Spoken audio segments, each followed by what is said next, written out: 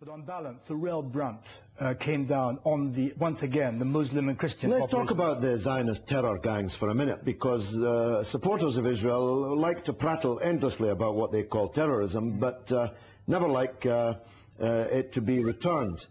Tell us about some of the things these Zionist terror gangs did to the British. Well, the King David Hotel, and the British government was based in the King David Hotel. In Jerusalem. In Jerusalem, which is now in West Jerusalem, which is now the sort of Israeli hotel.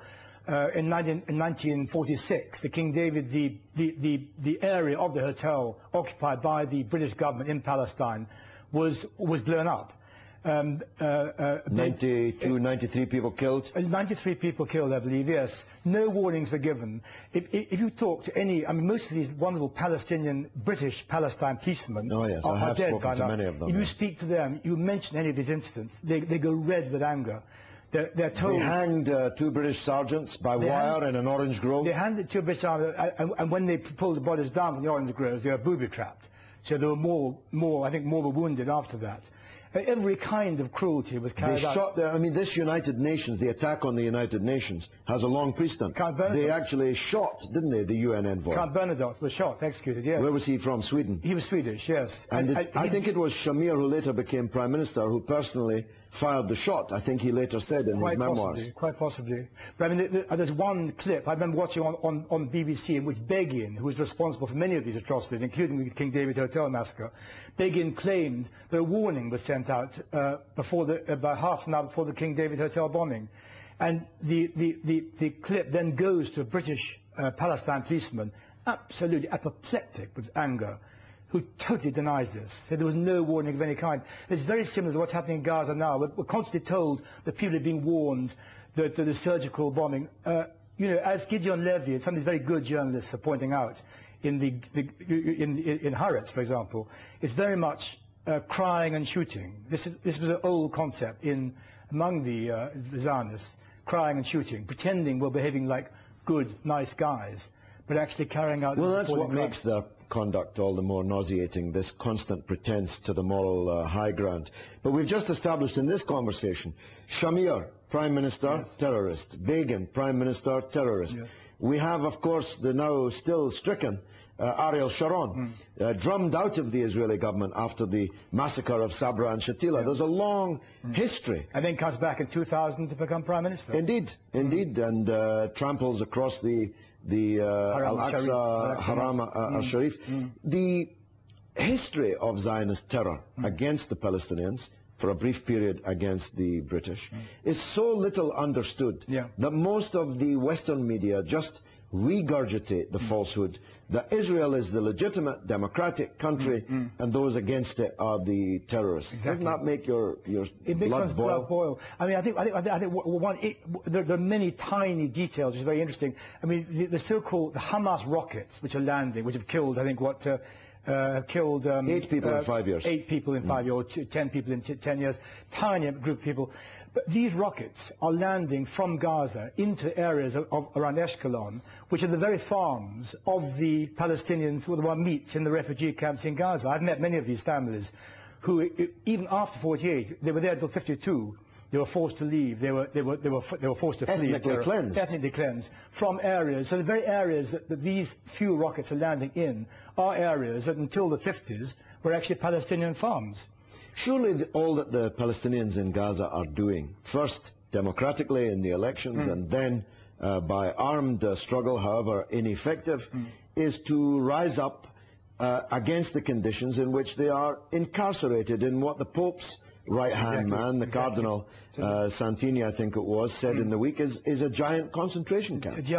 And you know, what's so ironic, most people in Britain and America do not realize that the entire debate since 1993, or let's say 1988, but certainly since the Oslo Accord of 93, the debate has been over the remaining 22% of Mandate Palestine. Gaza and West Bank and Gaza represent 22% of Mandate Palestine, both of which, the West Bank is totally occupied with massive settlements within a wall which absorbs up to 20% of the West Bank, all the water being taken. And Gaza, the settlers, they're taken out, so that the army, the Israeli army, can have far more frightening control of Gaza. So people don't seem to realize that this is not actually a war over Israel, the 78% demanded Palestine that became Israel. This is a war over the remaining territories, which should have long since been free, viably, economically viable, independent Palestinian states. Now, the British are playing a rather dangerous game in this current crisis.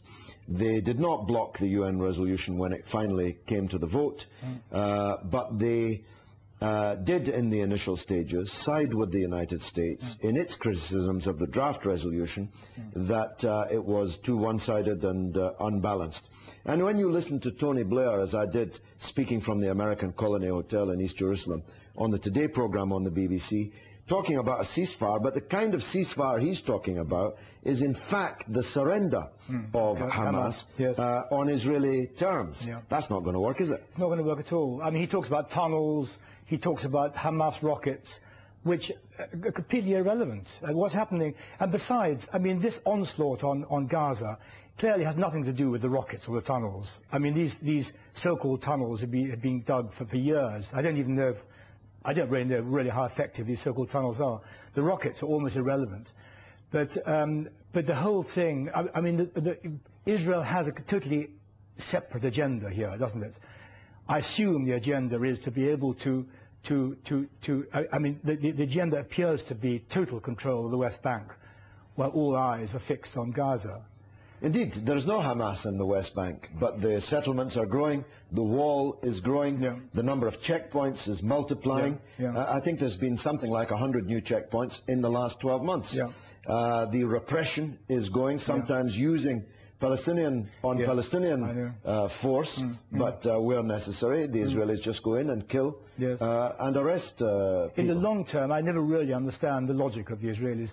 I mean, this is another separate issue, but I always believe that had the Israelis given the Palestinians in the West Bank and Gaza a really viable, independent state, I think actually the Palestinians might have compromised over the original occupation of the 78% which makes up Israel.